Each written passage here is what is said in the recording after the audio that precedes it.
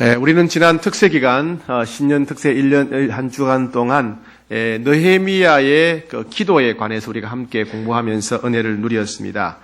다시 한번 설명드리자면 이스라엘은 12지파가 있었죠. 그런데 10지파는 북이스라엘은 아수르에 의해서 멸망하게 되고 남유다는 바벨론에 의해서 멸망하게 됩니다. 그리고 하나님 말씀대로 바벨론의 포로로 끌려갔는데 예언대로 70년 만에 포로에서 해방되어 돌아오게 됩니다.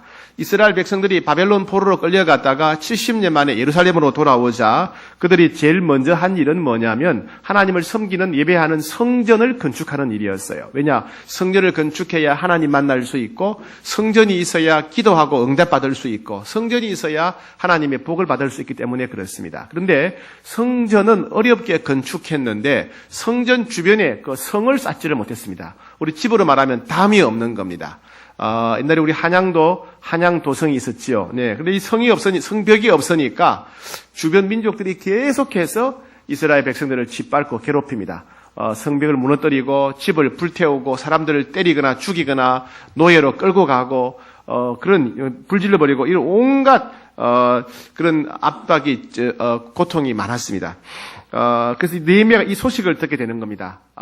바벨론 포로에서 해방되어 돌아간 백성들이 성전을 세웠는데 예배를 제대로 드리지 못하고 주변 민족들에 의해서 계속 짓밟히고 비참하게 살고 있다는 이야기를 듣고 너무 마음이 괴로워서 이 문제를 놓고 기도하기 시작하는데 하나님께서 느헤미야를 통해서 예루살렘 성벽을 건축하기를 원하신다라고 하는 하나님의 음성을 듣게 됩니다. 하나님의 계획을 알게 되지요. 그래서 느헤미야는 하나님 부르시면 자기가 예루살렘에 가서 이 예루살렘 성벽을 건축해서 안전하게 살고 마음껏 예배 드릴 수 있도록 그렇게 도와야 되겠다 결심을 하게 됩니다. 근데 문제는 뭐냐면 왕의 마음이 왕이 허락을 해야 되는 문제죠. 이런 여러 가지 문제들 가운데 어떻게 느헤미야가 형통하게 되었는지 우리 함께 오늘 은혜를 받고자 합니다. 먼저 1장 11절 한번 같이 읽겠습니다. 시작. 주여 구하오니 귀를 기울이사 종의 기도와 주의 이름을 경외하기를 기뻐하는 종들의 기도를 들으시고 오늘 종이 형통하여 이 사람들 앞에서 은혜를 입게 하옵소서 하였나니 그때 내가 왕의 술간원이 되었다. 느헤미야는 형통하게 되기를 기도했습니다. 형통하게 되기를. 이 형통이라는 말은 뭐냐면요, 번창하다, 성공하다, 번성하다 이런 말입니다. 도로에 차가 꽉 차 있었는데 길이 뻥 뚫리면서 차가 마음껏 달릴 때 이것이 형통한 것이요, 형통한 것. 근데 문자적으로 볼 때는 내가 원하는 일이, 소원하는 일이 뜻대로 다 이루어지는 것이 형통이라고 생각하기 쉬워요. 사실은 성경적으로 볼 때는 내가 원하는 것이 다 이루어지는 것은 절대 형통이 아닙니다. 늘 말씀드리지 않습니까? 우리 청년들 중에 만약에 아주 이제 믿음이 좋고 예쁜 자매 가명이 있다고 칩시다. 그러면 형제들이 막 대시하겠죠. 프로포즈를 하겠죠. 그죠? 한 10명 정도가 그 자매와 결혼시켜달라고 막 기도할 거 아니에요. 그러면 모든 형제들이 다 소원 이루어지고 형통하면 어떻게 되겠어요? 남편이 10명이 되는 거예요. 행복하겠어요? 그죠? 예, 그렇지 않죠. 그래서 우리의 소원이 다 이루어지는 게 형통이 아니에요. 아가들이 떡을 먹는데, 막 콧물, 눈물 다 묻었어요. 게다가 엎어져가지고 흙도 묻었어요. 자기 똥도 묻었어요. 그 엄마가 보고, 야, 그 더러운 떡 내주고, 엄마가 새 떡 줄게. 그러면 애들 어떻게 합니까? 그거 안 놓으려고 그래. 절대 안 놓으려고 그래. 그 아이는 자기 손에 쥔 떡, 더러운 떡을 다 먹는 게 형통이야. 그 아이가 볼 때는. 그게 소원이에요. 그런데 엄마가 볼 때 그게 좋은 게 아닌 거예요. 엄마는 더러운 떡을 뺏고, 더 좋은 떡을 주는 것. 이게 진짜 형통이라는 거죠. 그죠? 예, 하나님 앞에서도 그렇습니다. 우리의 뜻이, 우리의 계획이 다 이루어지는 것이 형통이 아니라 우리를 너무너무 사랑하시는 하나님께서 우리를 행복하게 하시기 위해서 우리를 위해서 가져진 하나님의 계획이 이루어지는 것. 그게 진정한 형통이다 하는 겁니다. 자, 그런 면에서 오늘 본문에 보면 느헤미야에게는 세 가지 형통의 사건이 일어나게 됩니다. 느헤미야의 인생은 형통의 인생이었어요. 우리 느헤미야에 이런 세 가지 형통과 그 비밀을 살펴보려고 합니다. 제일 먼저 뭐냐면 아닥사스다 왕이 느헤미야 요청을 허락하고 지원하는 놀라운 형통의 역사가 일어나게 됩니다. 느헤미야는 빨리 예루살렘에 가서 도와주고 싶었어요. 왜? 이스라엘 사람들이 너무나 비참하고 너무나 고통스럽게 너무나 절망적으로 살기 때문에 주변의 민족들이 와가지고 막 때리고 죽이고 불질러버리고 다 부숴버리니까 이 짐승만도 못한 삶을 살고 있으니까 자기 민족 때문에 너무 걱정이 되었습니다. 그리고 이 문제를 놓고 자기가 근 4개월 이상 밤낮으로 금식하며 기도하던 중이었어요. 빨리 예루살렘에 가서 도와주고 싶었습니다. 그런데 문제는 뭐냐면 이 느헤미야의 직책이 뭐냐면 술관원입니다. 술관원은 뭐냐면 왕에게 술을 바치는 사람이라는 뜻인데 단순히 술을 바치는 것이 아니라 왕이 마실 술을 자기가 먼저 맛을 보는 거예요. 옛날에는 왕에 대한 암살이 많았습니다. 이 페르시아는 세계적인 강대국이었는데 워낙 암살이 많아가지고 주변에는 물론 경호원들이 있었고요. 그 다음에 왕에게 바치는 그 음식물에다가 특히 술에다가 독을 타는 경우가 많았다는 거예요. 그래서 왕이 믿을 수 있는 사람, 신뢰할 수 있는 사람, 정직한 사람, 이 사람을 딱 정해놓고 한 사람이 술을 먹어보는 거예요. 먼저 먹어보고 이상이 없으면 왕한테 주는 겁니다. 그런 사람을 가리켜서 술관원이라 그래요. 왕이 절대적으로 믿고 왕이 전적으로 믿는 사람, 건강한 사람을 두지요. 그런데 어느 날 보니까 왕이 딱 보니까 이 느헤미야가 인상이 안 좋은 거예요. 왕 앞에서 어른들 앞에서 인상 찌푸리면 안 되잖아요, 그죠? 그러면 기분 나빠서 너 빨리 감옥 가, 진짜 죽여버려 이렇게 되게 쉬운 겁니다. 2절에 보니까 왕이 내게 이르시되 네가 병이 없거늘 어찌하여 얼굴에 수심이 가득하느냐. 그때 내가 크게 두려워했다. 느헤미야가 두려워하면서 왕한테 이제 말합니다. 왕이시여, 우리 조상들의 묘가 있는 예루살렘이 주변 민족들에 의해서 짓밟혀서 성벽이 다 무너지고 문이 다 불타고 막 뺏기고 또 불질러버리고 노예로 끌려가고 큰 고통을 겪고 있습니다. 우리 조국 때문에 제 마음이 근심이 가득합니다. 자, 그렇게 말합니다. 그러자 왕이 그런 거 다 잊어버려. 너는 내한테만 충성하면 돼. 너는 이제 이스라엘 백성이 아니고 페르시아 백성이야. 왕이 이렇게 해버리면 끝장나는 거 아닙니까? 그죠? 꼼짝 못하는 거예요. 근데 희한하게 왕이 뭐라고 하냐면 4절에 보니까 왕이 내게 이르시되 네가 무엇을 원하느냐? 네가 원하는 게 뭐냐? 왕이 도리어 물어보는 겁니다. 그러자 이제 느헤미야가 말합니다. 5절에 가니까 예루살렘으로 돌아가서 무너진 성을 다시 건축하고 싶습니다. 성벽을 건축하기를 원합니다. 그러면 왕이 이제 또 묻습니다. 얼마나 필요하냐? 그러자 느헤미야가 자세히 말합니다. 첫째, 제가 예루살렘에 성벽을 건축하기 위해 다녀오고 싶습니다. 이건 며칠 만에 이루어지는 게 아니에요. 에스라는요, 바벨론에서 예루살렘으로 돌아오는데 무려 4개월 걸려서 4개월. 이게 수상궁은 바벨론보다 더 멀기 때문에 한 5개월 정도 걸린다고 봐야 돼요. 가는 것만. 비행기가 없고 차가 없으니 걸어가야 되니까, 말 타고 가야 되니까. 그렇다면 왕복하면 1년입니다. 1년. 성벽 건축까지 하게 되면 몇 년 동안 갔다 와야 돼요. 왕이 자기 생명같이 믿는 사람인데 느헤미야가 없으면 누구를 믿고 술을 받아 마시겠어요? 쉽지 않은 문제예요. 왕이 몇 년 동안 느헤미야를 보내주는 게 쉽지 않단 말이죠. 느헤미야는 제가 몇 년 동안 갔다 오게 허락해 주십시오. 휴가를 갖다가 며칠이 아니라 몇 년을 달라는 겁니다. 그리고 성을 건축하도록 허락해 주시고 그리고 가는 길에 주변 총독들한테 제가 무사히 통과하도록 허락하게 해 주십시오. 그리고 필요한 재정도 확보해 주십시오. 돈도 달래요, 돈도. 난 돈 없으니까 왕이 돈을 주셔야 됩니다. 그래서 왕이 삼림을 감독하는 사람에게 필요한 재료, 목재, 건축 재료를 다 주십시오. 그 왕이 말도 안 돼. 왜 너희 나라 그 하는데 내가 도와주냐? 이렇게 나올 텐데 왕이 다 허락하고 9절에 가면 뭐라 그러냐면 너를 보호할 경호부대까지 내가 보내주겠다. 왕이 덤으로 경호부대까지 보내주는 겁니다. 이게 기적이에요, 기적이에요. 자기가 생명처럼 믿는 부하 느헤미야를 보내주는 게 쉽지 않단 말이죠. 그죠? 자기하고 상관이 없는데. 그런데 페르시아 왕이, 아사스다 왕이 느헤미야 이야기를 다 들어보고 느헤미야에게 몇 년 동안 휴가를 주고, 그죠?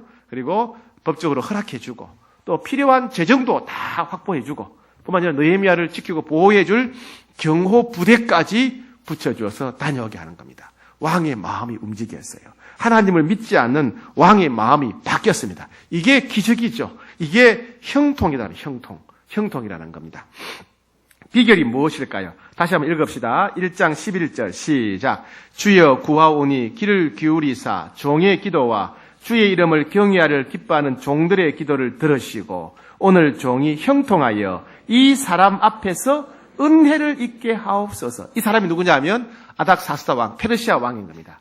페르시아 왕의 마음을 움직여 달라고, 페르시아 왕이 나에게 휴가를 몇 년 동안 달라고 하나님께 기도하는 겁니다. 하나님께서 페르시아 왕의 마음을 바꿔달라고 기도했다는 것입니다. 즉 느헤미야의 기도가 페르시아 왕의 아닥사스다 왕의 마음을 바꾸게 되었고 역사하게 되었다는 것입니다. 또 봅시다. 4절 시작. 왕이 내게 이르시되 그러면 네가 무엇을 원하느냐 하시기로 내가 곧 하늘의 하나님께 묵도하고. 왕이 물었어요. 네가 원하는 게 뭐냐? 그런데 느헤미야는 다 얘기해야 돼요. 몇 년 동안 갔다 오겠다. 또 왕의 허락이 필요하다. 조서가 필요하다. 재정이 필요하다.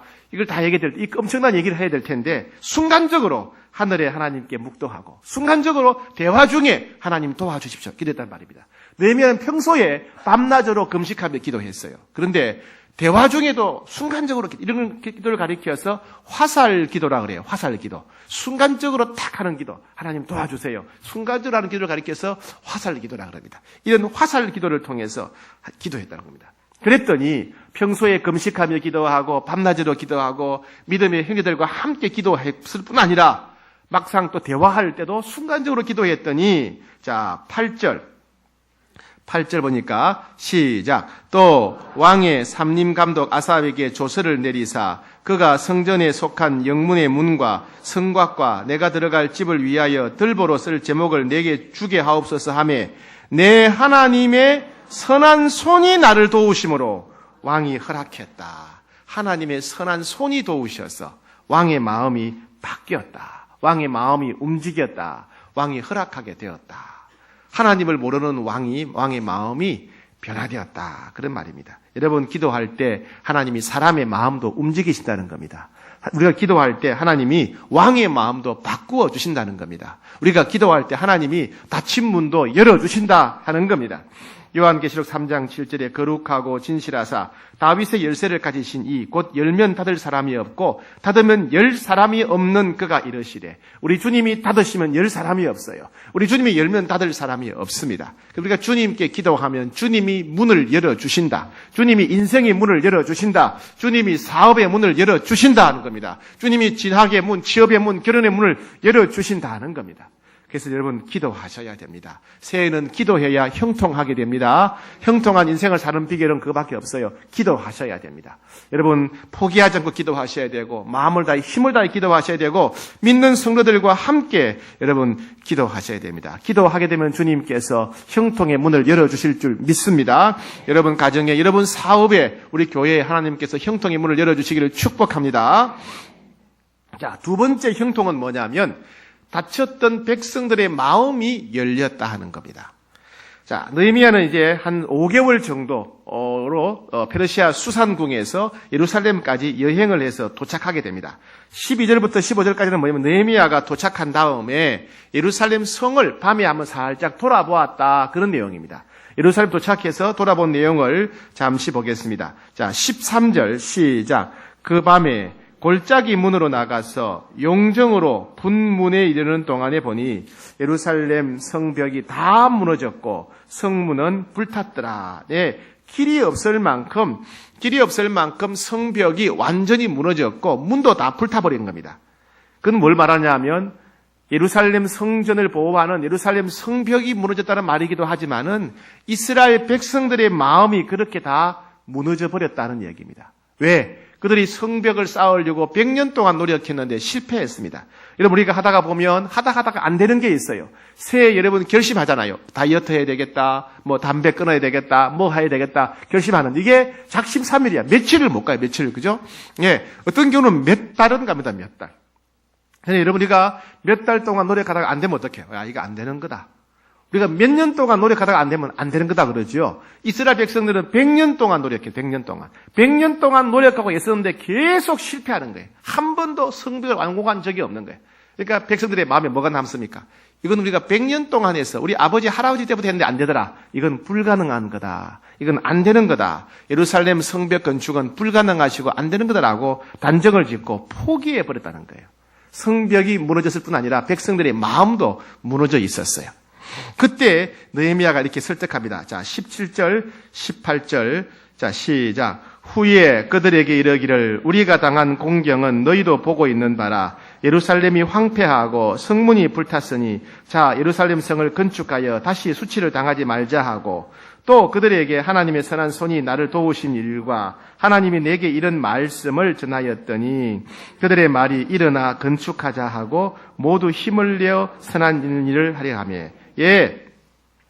느헤미야가 그들에게 말했어요. 그래서 우리가 얼마나 힘드냐. 성벽이 없다 보니까 계속 주변에 사방민족으로 우리가 짓밟히고 얻어터지고 집에 불질러버리고 포로로 노예로 끌려가고 얼마나 힘드냐. 성전은 건축했는데 예배도 마음대로 못 드리고 하나님 못 만나. 이게 뭐냐. 우리 인생은 너무나 비참하다. 그러니 빨리 우리가 성벽을 건축하자. 100년 동안 실패했지만 이제 성벽을 건축하자. 이렇게 말하면 사람들이 뭐라고 얘기했겠습니까? 에이, 그거 안 됩니다. 느헤미야 총독님, 그거 안 됩니다.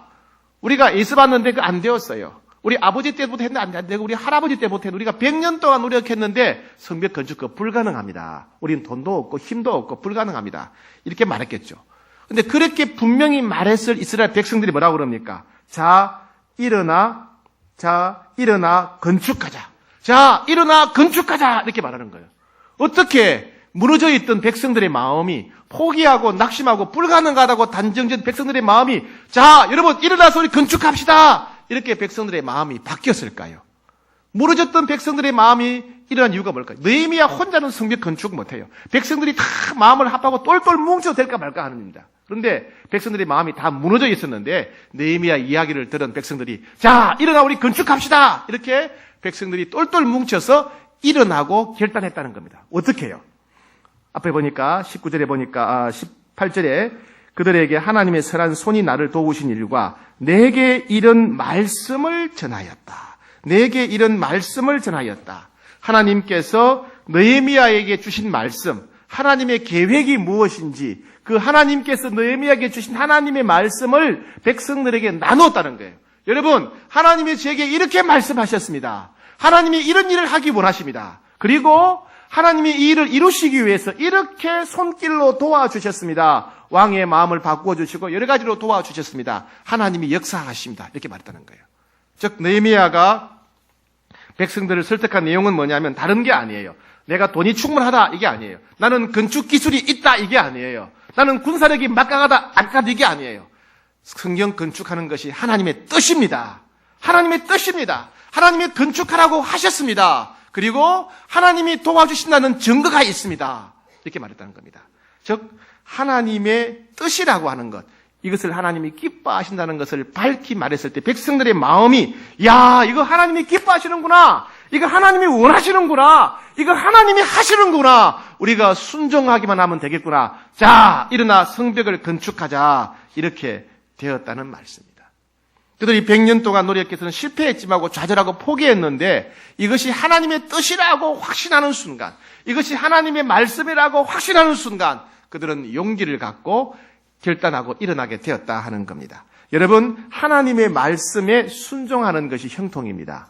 하나님 말씀이 순종이 형통이에요. 하나님께서 노아에게 저 산 위에다가 방주 큰 배를 만들라 그랬어요. 상식적으로 말이 안 되죠. 아니, 하나님 산 위에다가 배를 왜 만듭니까? 지금까지 산 위까지 물에 차는 홍수는 있은 적이 없었습니다. 말도 안 되는 건 불가능한 거예요. 근데 노아는 그냥 따지지 않고 순종했어요. 하나님 말씀대로 산 위에다가 방주를 지었어요. 사람들이 다 비웃었어요. 그런데 나중에 때가 될 때 엄청난 홍수가 나고 온 세상이 물에 잠기게 되었어요.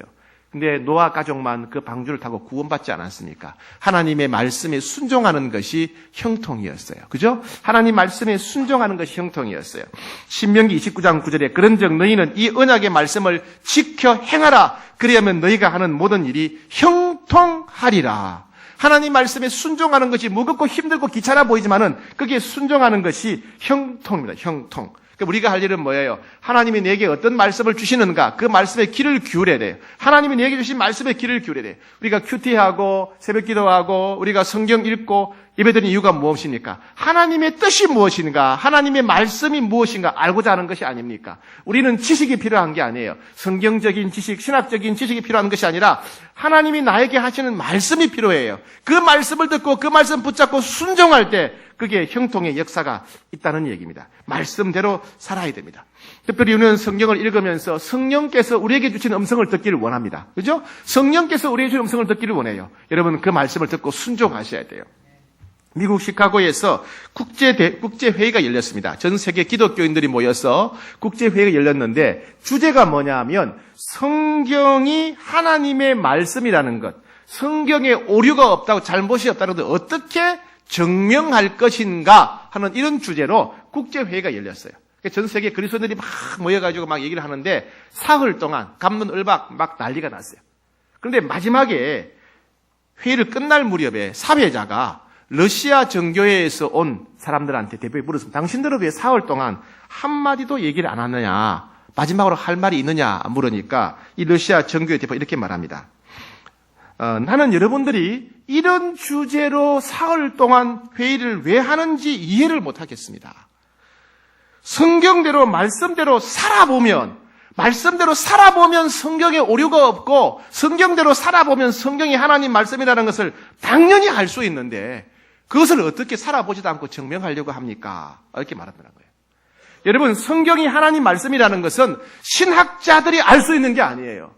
성경은 그 말씀에 순종해본 사람들이 말씀대로 살아보니까 기적이 일어나고 형통하더라. 성경대로 살아보니까 야, 성경이 하나님 말씀이더라. 알게 된다는 겁니다. 우리는 성경을 읽다가 찬송하다가 기도하다가 성령의 음성을 듣게 돼요. 어떤 사람들은 야, 이건 내 생각이 아닐까? 내 생각이라고 생각합니다. 여러분, 그 말씀을 살아보셔야 돼요. 그건 누구도 할 수 없는 거예요. 내 생각일지 성령의 음성인지 아무도 몰라요. 그러나 살아보면 됩니다. 살아보고 아무 일도 없으면 그건 내 생각인 거예요. 그래서 살아보고 형통의 역사가 있고 기적이 있다. 그건 성령의 음성이라는 겁니다. 살아봐야 안다는 겁니다. 살아봐야. 여러분, 성경 말씀에 귀를 기울이고 성경대로 살아보세요. 반드시 형통하게 됩니다. 성령께서 여러분 귀에 음성을 들려주실 때 그 말씀을 듣고 순종해 보세요. 반드시 형통하게 됩니다. 하나님 말씀에 순종하는 자가 형통하게 된다는 겁니다. 여러분 새해 하나님 음성을 들으셔야 됩니다. 순종하셔야 됩니다. 반드시 형통의 복을 누리게 될 것입니다. 세 번째 형통의 역사는 뭐냐면 적들의 위험과 협박을 이기게 되었다 하는 내용입니다. 그 당시 이스라엘 주변에는 사방에 적이 있어요. 사방에. 북쪽에는 사마리아라고 하는 산발랏이라고 하는 아주 그 당시에 세력이 좋은 사람이, 군사를 많이 가진 사람이 이 터줏대감 노릇을 하고 있습니다. 산발랏이라고 하는 사람이 북쪽에. 동쪽에는 암몬 사람인데 도비아라고 하는 사람이 또 군대를 배치하고 있었어요. 남쪽에는 아라바, 겟셈이라고 하는 사람이 또 있고, 그 다음에 동쪽에는 아스도시라고 하는 사람들이 이스라엘을 공격합니다. 무슨 말입니까? 동서남북 사방에서 이스라엘의 동서남북 사방에서 적들이 군대를 배치하고 예루살렘을 이스라엘을 집어삼키려고 짓밟으려고 계속 노려오고 있다는 얘기입니다. 자, 그때 느헤미야가 방문하자 그들이 동요하기 시작합니다. 자, 2장 10절 시작. 호론 사람 산발락과 종이었던 암몬 사람 도비야가 이스라엘 자손을 흥왕하게 하려는 사람이 왔다 함을 듣고 심히 근심하더라. 자, 그 다음에 2장 19절 시작. 호론 사람 산발락과 종이었던 암몬 사람 도비야와 아라비아 사람 겟셈이 이 말을 듣고 우리를 업신여기고 우리를 비웃어 이르되 너희가 하는 일이 무엇이냐? 너희가 왕을 배반하고자 하느냐? 네, 너희가 페르시아 왕을 배반하려고 그러냐? 합니다. 나중엔요 4장에 가면 성벽을 건축하는 이스라엘 백성들을 비웃고 경멸하다가 나중에는 군대를 동원해가지고 이스라엘 백성들을 다 죽이려고 위협하고 협박합니다. 그것도 실패하다 이 사람들이 나중에는 6장에 가면 느헤미야를 지도자를 모함하고 암살하려고 느헤미야 암살 작전을 시행하게 됩니다. 이와 같이 계속 괴롭히는 거예요. 여러분 주변 환경이 주변에 있는 사람들이 우리 앞길을 가로막을 때 얼마나 힘듭니까? 그래서 우리나라가 지금 그런 상황 아닙니까? 사드 배치. 우리의 국방을 위해서 사드를 배치하겠다는데 왜 중국이 호들갑입니까? 근데 중국이 하지 말라 그러니까 그냥 벌벌 뜨는 겁니다. 국내에서는 큰 소리 치던 국회의원들 중국 가가지고 그냥 엎드려가지고 그냥 사정 손 빌고 오잖아요. 왜요? 그들이 힘이 세니까.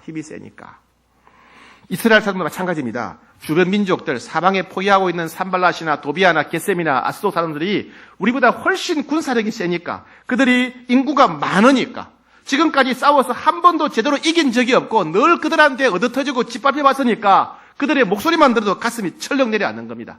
그러니까 주변 사람들이 협박하자 느헤미야와 이스라엘 백성들은 정말 두려워 떨기 시작합니다. 여러분, 우리도 살아가다 보면 앞길을 가로막는 사람들이나 환경이 펼쳐질 때가 있죠. 직장에서 우리의 승진을 방해하고 가로막는 사람이 나옵니다. 그죠? 예, 거래할 때 매매를 가로막는, 거래를 가로막는 사람이 생깁니다. 또 가정에서 화평을 깨뜨리는 사람이 생깁니다. 말마다 우리를 비판하고 반대하는 사람이 나올 수가 있었죠. 때로는 대놓고 우리를 무시하고 우리를 모함하고 비난하고 경멸하고 짓밟는 사람이 나올 수가 있어요. 우리를 힘들게 하는 사람들, 환경이 펼쳐질 수가 있습니다. 우리는 그런 상황이 닥치면 낙심하기가 쉽죠. 포기하기가 쉽죠. 두려워서 얼어붙기가 쉽습니다. 느헤미야는 그런 상황에서 어떻게 이것을 이겼겠습니까? 2장 20절 시작. 내가 그들에게 대답하여 이르되 하늘의 하나님이 우리를 형통하게 하시리니 그의 종들인 우리가 일어나 건축하려니와 오직 너희에게는 예루살렘에서 아무 기업도 없고 권리도 없고 기억되는 바도 없다 하였느니라. 무슨 말입니까? 하늘의 하나님이 우리를 형통하게 하실 것이다. 그러니 우리는 건축한다. 하늘의 하나님은 무슨 말입니까? 전능하신 하나님께서 형통하게 하신다. 일을 이루신다. 그래서 우리는 순종해서 건축한다. 이런 말입니다. 이 건축은 우리가 하는 것이 아니라 누가 한다? 하나님이 하신다.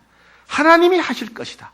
하나님이 형통하게 하실 것이기 때문에 우리는 하나님께 의지해 나아갈 뿐이다. 너희들이 아무리 위협하고 너희들이 아무리 협박하고 너희들이 아무리 군대를 동원한다 할지라도 하나님이 형통하게 하실 것이다. 이렇게 말하는 겁니다. 여러분, 성경 곳곳에 많은 믿음의 사람들이 인생의 환난과 풍파를 당했을 때 하나님을 의지함으로 환난과 두려움을 이기고 용기를 얻고 형통한 경험을 했지요. 시편 56편 11절에 내가 하나님을 의지하고 두려워하지 아니하리니 사람이 내게 어찌하리이까. 내가 하나님을 의지하고 두려워하지 아니하리니 사람이 내게 어찌하리이까. 시편 3편 6절 천만인이 나를 애워싸 진친다 하여도 나는 두려워하지 아니하리라. 천만인이 둘러싸도 두려워하지 않는다. 왜요? 하나님이 나와 함께 하시기 때문에. 하나님이 함께 하신다. 하나님이 나를 돌보신다. 나를 통해서 하나님이 형통케 하신다는 믿음이 있을 때 우리는 사람을 두려워하지 않고 좌절하지 않고 용기를 갖게 되는 것입니다. 여러분, 인터넷 보고해 보니까 직장인들 중에 8명 정도가 열등감에 시달린다는 것입니다. 학벌 때문에, 외국어 능력 때문에, 업무 수행 능력 때문에, 또 인맥 때문에, 대인관계 때문에, 집안 배경 때문에 직장인들의 80%가 이 열등감에 시달립니다. 열등감에 빠지게 되면 두려워하게 되고 불안하게 되고 업무 능력이 떨어지게 되고 자신감이 없어지게 된다는 겁니다. 여러분, 성경에는 여러 가지 하나님 명령이 나오는데 성경에 제일 자주 나오는 명령이 무엇인지 아십니까? 우리는 흔히 그렇게 하면 사랑하라가 아닐까? 아니에요. 사랑하라보다 더 많이 나오는 말씀이 있어요. 거룩하라, 겸손하라 아니에요. 성경에서 제일 많이 나오는 명령은 두려워하지 말랍니다. 너희는 두려워하지 말라. 몇 번 나오느냐? 366번 나온대요. 1년이 며칠입니까? 365일. 그것보다 더 많이 366번 나오는 거예요.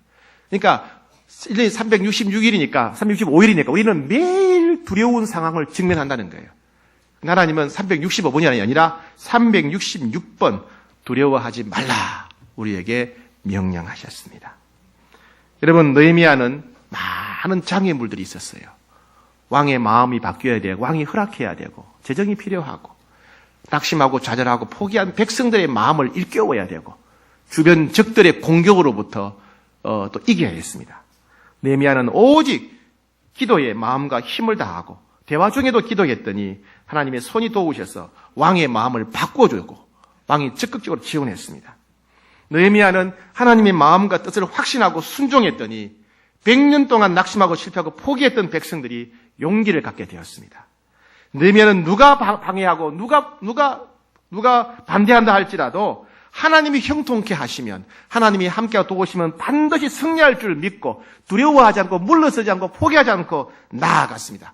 그랬더니 놀라운 형통의 역사가 있었습니다. 여러분, 2017년 경제가 점점 더 어려워진다고 합니다.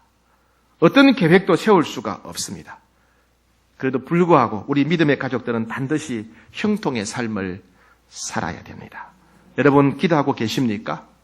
여러분, 하나님의 약속의 말씀을 붙잡고 계십니까? 하나님이 여러분과 함께 하심을 믿습니까? 그렇다면 여러분은 지금 형통의 길을 가고 있는 것입니다. 아무리 두려워도 불안해도 여러분은 형통의 길 위에 있다는 확신을 가지셔야 됩니다. 2017년 여러분의 가정이 형통하기를 축복합니다. 여러분 직장과 사업이 형통하기를 축복합니다. 우리 홍익교회가 형통하고 부흥하기를 축복합니다.